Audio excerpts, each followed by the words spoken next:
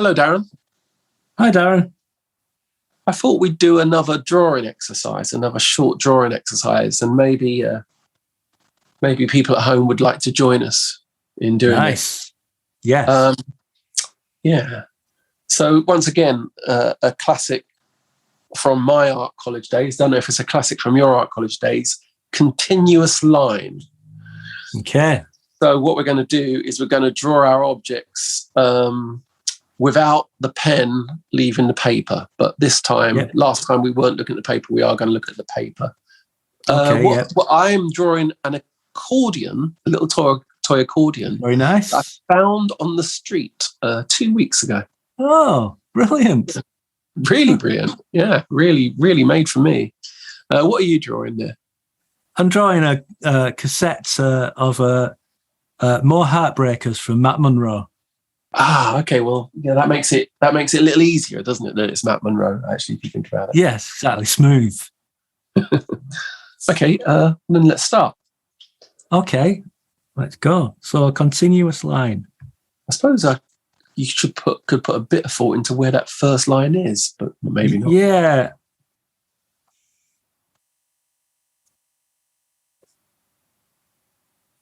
So I could sing some Matt Monro whilst we draw. You could, or oh, what do you mean? Oh, in the last video where we did one of these, I was telling you and the audience about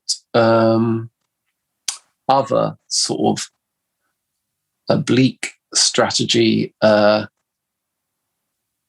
exercises that were given to me by my tutor Max when I was doing my BTEC art and design. Would you like to hear another one? Yes, please. I really like this one, and I've wanted to do this one again, and you have to have a certain set of circumstances to do it. You need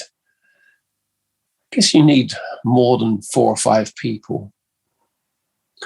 Right. And you need to be drawing in the same space, so we wouldn't be able to do it. Oh, sugar! I just cheated. I just completely forgot. Keep going. Just live with it. Live with it. Yeah. Move on. I just completely forgot. Sorry, everyone. That's what happens in these exercises. Yeah. It's probably because I'm talking too much. We all got in, and we all had our easels in a circle, and we were doing a life drawing. Right. And we all started drawing, and we drew for about 10 minutes. Yeah. And he said, right, stop. And then he said, all move one easel to your left. And then we drew for another 10 minutes. And then he said, move 2 easels to your left. So that by the end of the session, we had, 20 drawings that were all drawn by all 20 of us. That's great. Yeah, I really like that one. I thought it was really fun. And a lot of people didn't. A lot of people were like, no, what? No, fuck off. Well, it's good, isn't it? It teaches you not to be too precious about your art. I think the lesson has to be about preciousness, doesn't it? Yeah. A lot of musicians could do with that. Me included, probably at times in my life. I'm trying to think what a musical equivalent of that would be. Actually, what an actual oblique, Brian Eno oblique strategy equivalent of that would be in music. I'd be kind of like recording a bass line and then giving it to someone else to put. Maybe. Yeah, I guess. I guess we do things like that, though, don't we? We do just hand over to someone and say, I'll put on this what you need. But a lot of musicians, especially early on, don't like surrendering their music to other people, do they?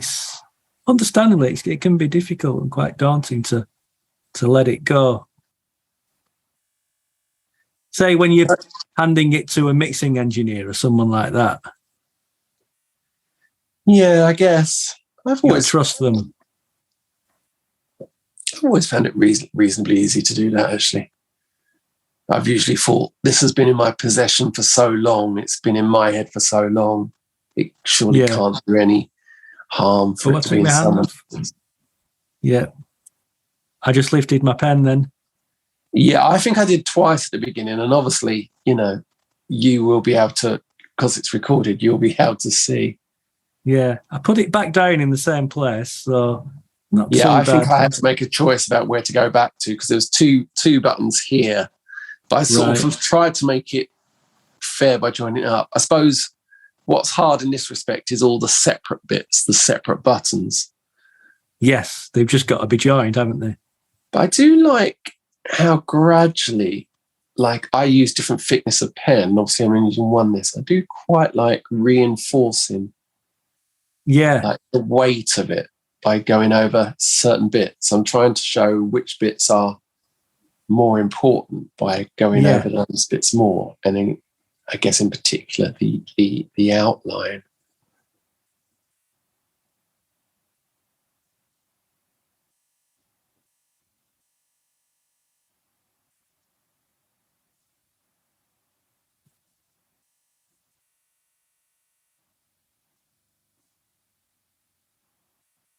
Oh, came off just a fraction then, and then I realised what my head was doing, or my hand was doing, or what my head was doing to my hand.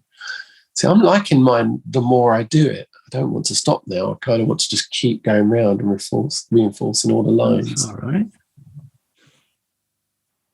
Have a look at your screen.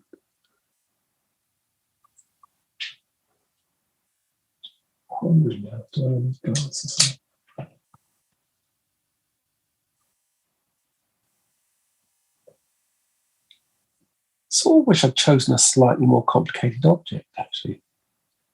A bit surprised by how quickly I've got this down. I feel like I'm not going to stop until you say yours is finished. Maybe mine's not finished. It feels like this is something you're more used to with doing the drawings that you do. Well, I suppose when we draw, normally I'm doing a drawing and then I'm often colouring it in, where you're straight either into drawing or colour. So your things look proportionately more finished earlier. Whereas this, because I've decided not to paint and just do line. Well, you know what I might do? It looks like one of your drawings. It does, but you know what I might do? I might have a go at trying to do some shadow. Right, okay. So I'm going to try and... My pen's run out. I don't know what to say. Change your pen and then remember where you left it, yeah? That's got to be the only fair way of doing it. I'm going to put that line. Aye. Where are my pens? There we are. Have you got if the same anyone's watching, be prepared. Be prepared before you start this. Well, the thing with any oblique strategy or any kind of rules as oh, look, I've just seen something I've forgotten. I haven't put this little thumb strap in. There you go. Watch this pen not work, mate. No. This is thicker. I know it's about right.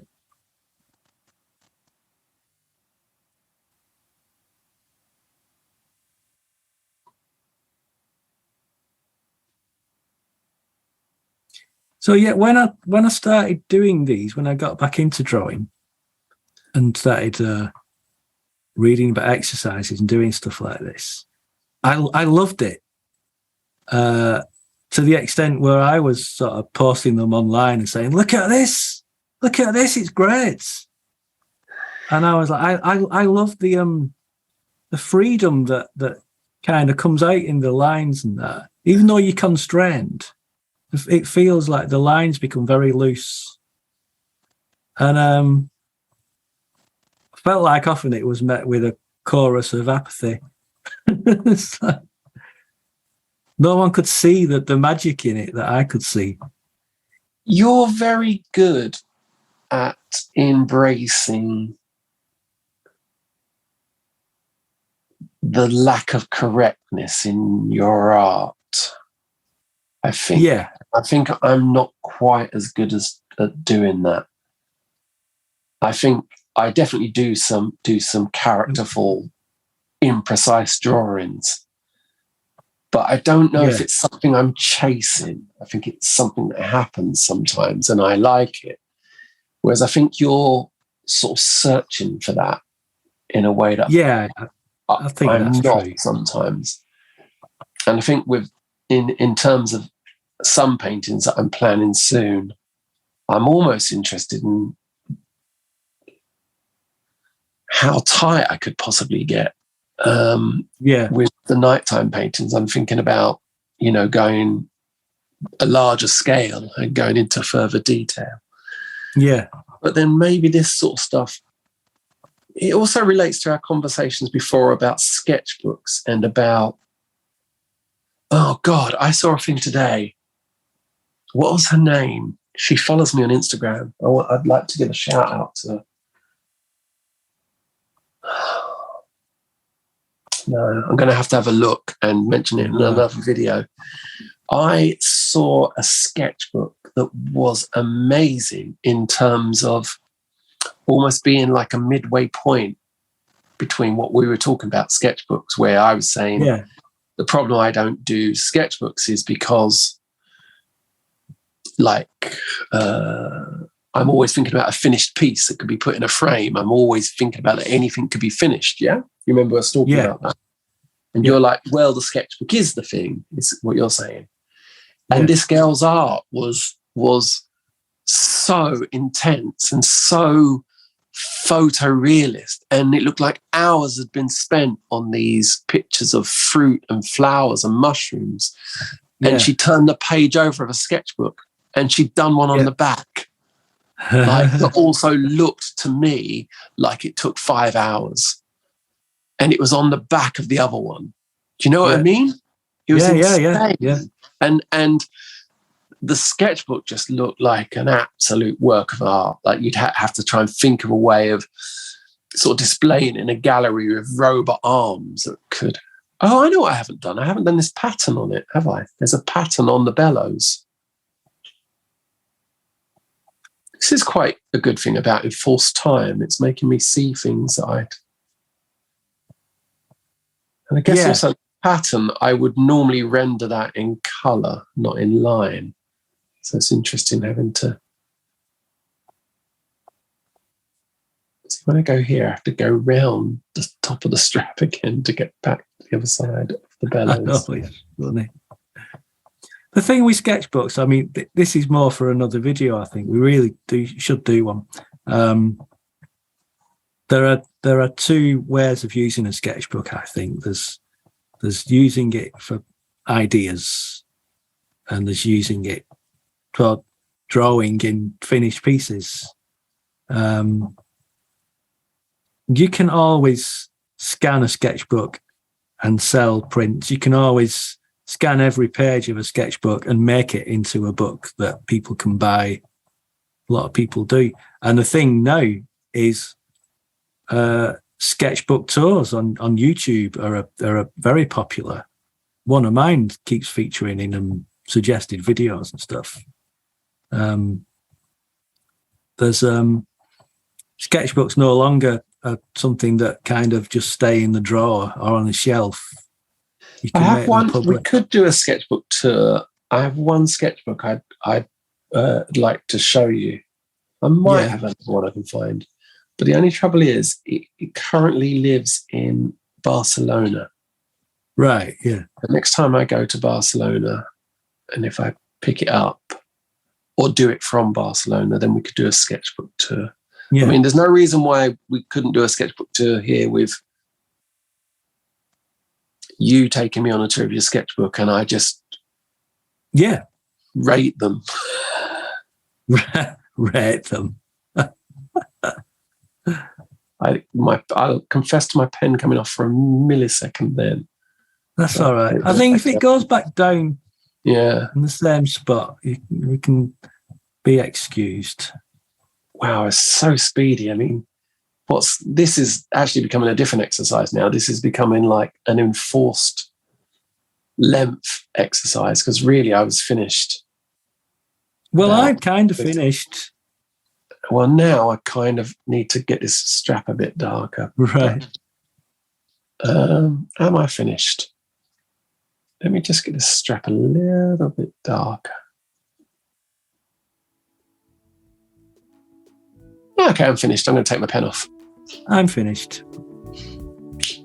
Very nice. Yeah.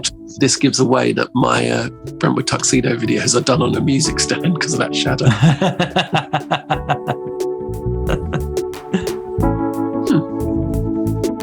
Bring yours a bit closer. I'll try. It'll be a bit blurred, but no, it's okay. It's okay. It's all right. It's good. It's good. There we go. Well done. Yeah. Goodbye, Darren. That's good. Bye, Darren.